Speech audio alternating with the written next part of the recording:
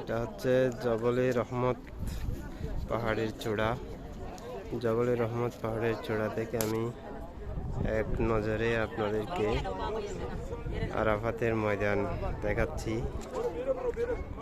এটা পুরোটাই হচ্ছে দূর সবুজ গাছগাছালি দেখা যাচ্ছে, পুরোটাই হচ্ছে আরাফাতের ময়দান। পুরোটা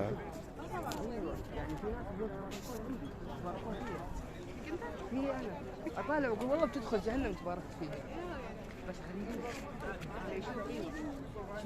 সবুজ গাছগাছালি চতুর্দিকে রয়েছে। এখানে আগে গাছপালা ছিল, এটা বাংলাদেশের সাবেক রাষ্ট্রপতি অবদানে এই গাছগাছালি সবুজ হয়েছে। প্রকৃতির পরিবেশ